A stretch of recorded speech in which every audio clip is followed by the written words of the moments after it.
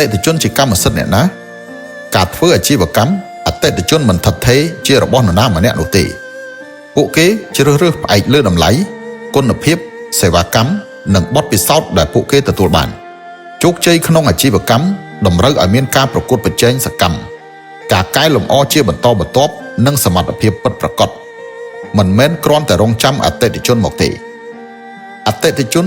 តែងតែត្រូវប្រកួតដណ្ដើមយកមកមិនមែនជារបស់អ្នកទេហើយក៏មិនមែនជារបស់ខ្ញុំដែរអតិថិជន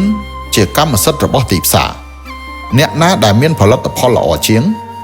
អ្នកណាដែលមានសេវាកម្មយកចិត្តទុកដាក់ជាងអ្នកណាដែលមានតម្លៃសមហេតុផលជាងអតិថិជននឹងតាមទៅអ្នកនោះកុំគិតថាអតិថិជននឹងនៅជាមួយអ្នកមួយជីវិតពួកគេគ្រាន់តែតាមតម្លៃតាមផលប្រយោជន៍តាមបទពិសោធន៍ដូច្នេះនៅលើពិភពលោកនេះគ្មានអតិថិជនដែលមិនអាចប្រជែងយកបានទេគ្មានអាជីវកម្មដែលមិនអាចជិះយកបានទេបើឧបករណ៍នៅក្នុងដៃអ្នកមុតស្រួចគ្រប់គ្រាន់វិធីសាស្ត្រយកមកប្រើត្រឹមត្រូវនោះអ្នកនឹងអាចបើកទីផ្សារបានពិតប្រាកដសូមចងចាំថាអតិថិជនមិនមែនអង្គុយរងចាំមកទេត្រូវយកមកដោយសមត្ថភាពនិងថែរក្សាទុកបានដោយសមត្ថភាពផងដែរប្រសិនបើអ្នកកំពុងតែចង់ធ្វើអាជីវកម្មសូមតាមដានមើលវីដេអូរបស់ខ្ញុំឲ្យបានញឹកញាប់